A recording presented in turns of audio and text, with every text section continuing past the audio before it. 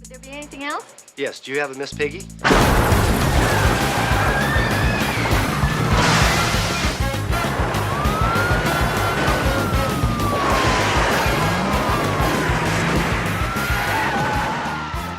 Hi everyone, I'm Duncan. I'm the guy behind Bricktease and the maker of the LEGO Blues Brothers video.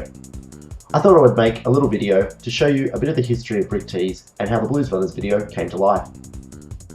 I first started making videos in 2008, and the first one that I made wasn't very good.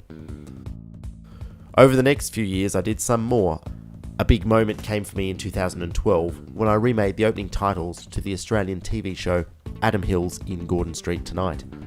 Hello, I'm Adam Hills, and this is Duncan. Say hello, Duncan. Hello, Duncan.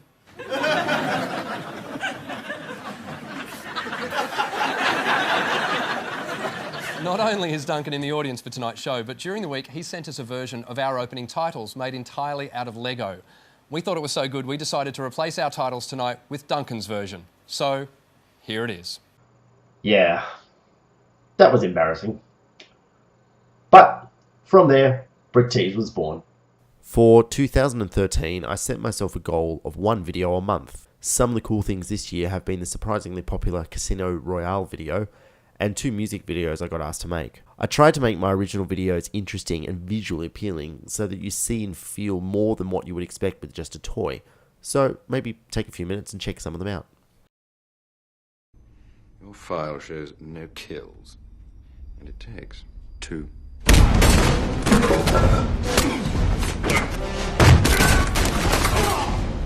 After the amazing response to Casino Royale, everybody wanted to know what I was going to do next. I have been a fan of the Blues Brothers since I was really young, and the chase through the shopping mall has always been a favourite. Pretty quickly, I set my mind on this project. First of all, I watched the scene a heap of times, eventually with the audio muted. When watching the video to see if I can remake it, I look at the size and the scale of the set, what sort of shots there are, where the camera goes, how the camera moves, where the minifigs go, what the costumes are, and so on. After watching the video, I was able to draw a crude map of the mall, and from the green and yellow tile pattern on the floor, I was able to estimate how big the set could be. As the centerpiece of the video, I needed to make a car that looked like the Bluesmobile, fitted 2 figures inside, and allowed me to move them around as needed. The size of the car also determined the size of the rest of the mall. I started working out how best to fit 2 figures in the car. I went through a few different versions trying to get the size right. As you can see, I didn't have all the right colours when I was first designing it, so I had to scrounge from my collection to make the model work. The final model needed to be strong enough to let me drive it around and also allow the camera to see inside it. I decided not to put glass in the windows.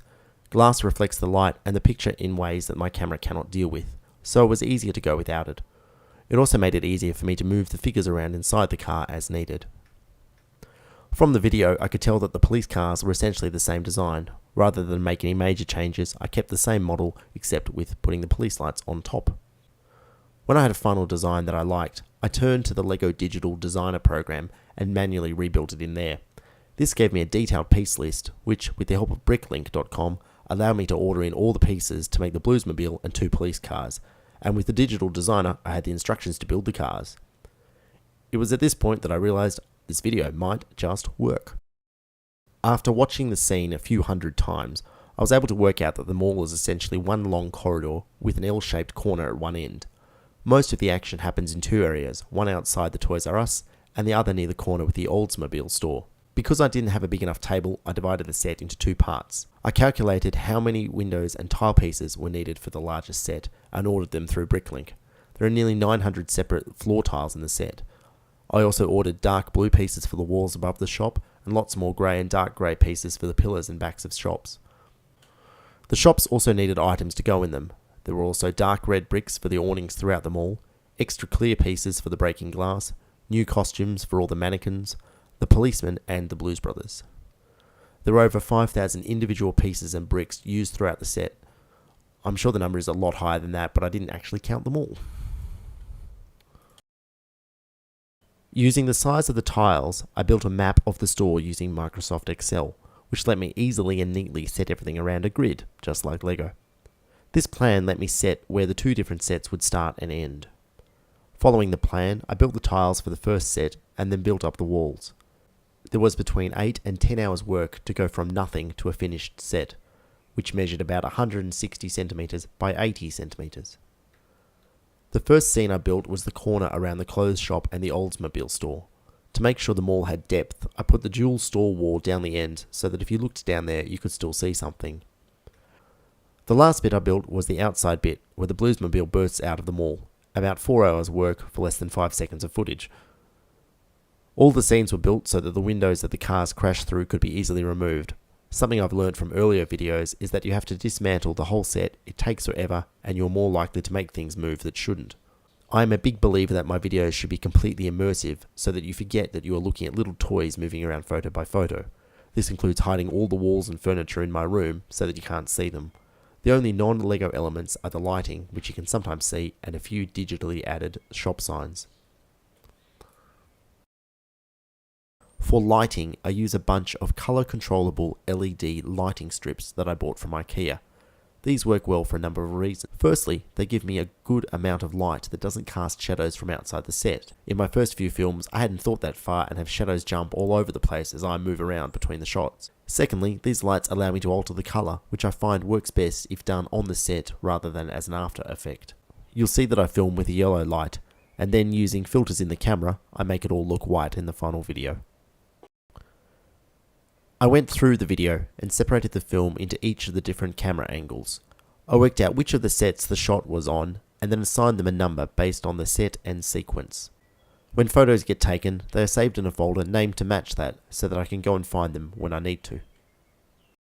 I currently use a Logitech C920 webcam for all my photos.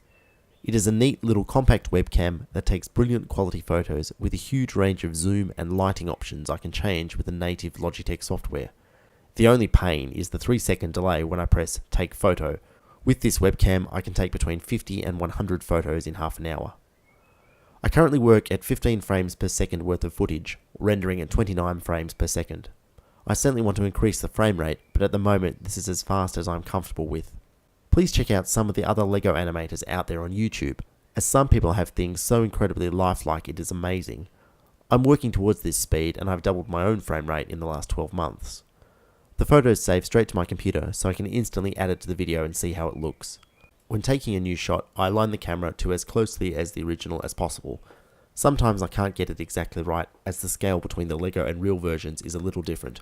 Also, the webcam takes HD widescreen photos instead of the narrow shots of the 80s, but I do my best to get it exactly right. From the original video, I work out how many photos I need to take so that the placement and the movement of everything matches. Sometimes I can't get it quite right because of various limitations, but I think it all worked out pretty well. On a normal video, I have about 7 photos or stages in the normal step of a minifig. This is the base around most of my videos, as it defines how long it takes to get somewhere or do something. Over the last few videos, I've been working on smoothing out the movement of the figures and easing in and out all of their movements. Again, I know I have a long way to go before it's flawless movement.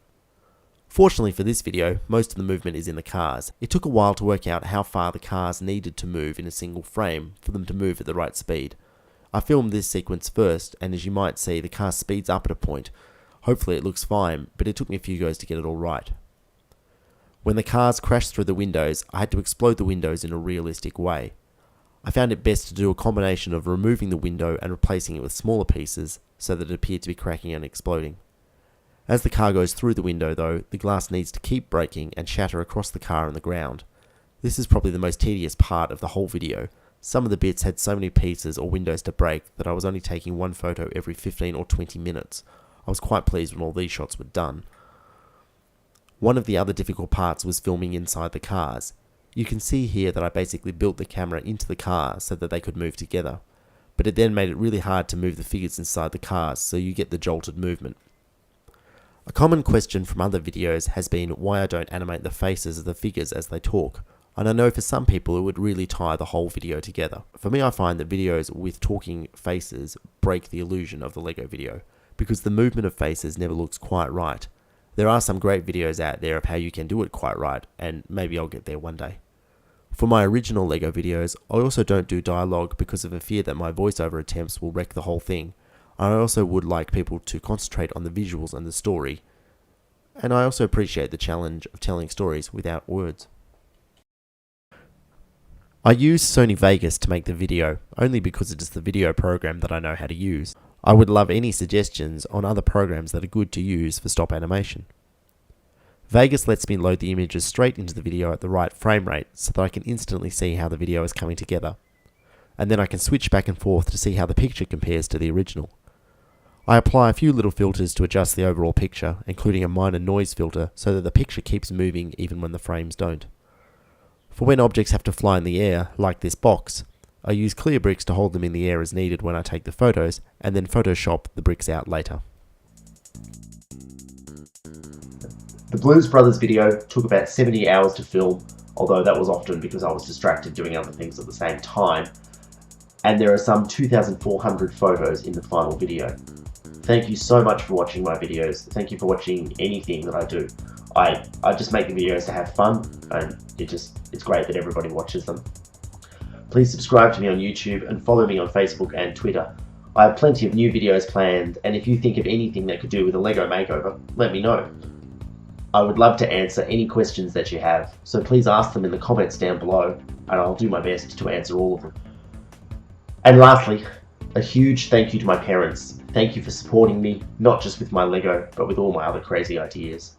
Thank you to my friends who let me talk about Lego far too much.